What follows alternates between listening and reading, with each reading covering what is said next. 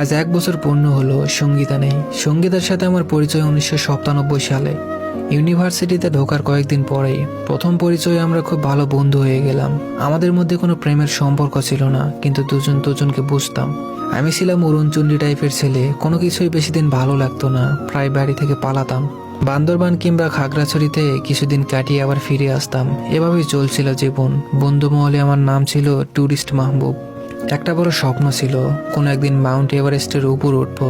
পড়ালেখা ভালো লাগতো না, বিশেষ করে আমার ডিপার্টমেন্টের পড়ালেখা। 2য় বর্ষের ফাইনাল পরীক্ষা চলছিল। শেষ পরীক্ষার আগের দিন সিদ্ধান্ত নিলাম আমি আর পড়ালেখা করব না।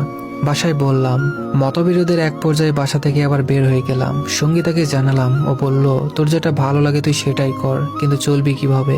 আমি বললাম জানি না। পরের দিন সঙ্গীতা কিছু টাকা নিয়ে আসলো আর বলল, আমার টিউশনির টাকা, তুই চিন্তা করিস না, তোর হাত খরচের টাকা আমি টিউশনি করে ম্যানেজ করে নেব, তোর যেটা ভালো লাগে সেটাই কর। এভাবেই শুরু হলো ভিন্ন জীবন। চললো বেশ কিছুদিন। পড়ালেখা ছেড়ে আমি বনে বাজারে ঘুরে বেড়াতে থাকলাম। আমাদের মধ্যে কোনো প্রেম ছিল না। আমি ছিলাম বেহেমিয়ান টাইপের ছেলে, প্রেম টেম আমার মধ্যে ছিল না। বছরখানিক পর আমার পরিবার বিষয়টা মেনে নিল। ফিরে গেলাম বাসায়। সঙ্গীতার উৎসাহে আবার পড়ালেখায় ফিরে এলাম। ভর্তি হলাম MBA-তে। 2005 সাল। মাস্টার্স শেষ করে সঙ্গীতা একটা ইংলিশ মিডিয়াম স্কুলে চাকরি করছে, আর আমি MBA করছি। একদিন বলল, তোর সাথে জরুরি কথা আছে, ইউনিভার্সিটিতে আয়। আমি গেলাম। জানলাম ওর বাসা থেকে বিয়ের জন্য প্রেশার দিচ্ছে। বেশ কয়েকটা ভালো প্রস্তাবও এসেছে। এই বছরের মধ্যে বিয়ে করতে হবে। আমি বললাম, সমস্যা কি, করে ফেল বিয়ে।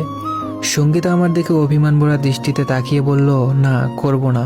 তুই যদি রাজি থাকিস তবে তোকেই বিয়ে করব, আর না হলে কাউকে বিয়ে করব না।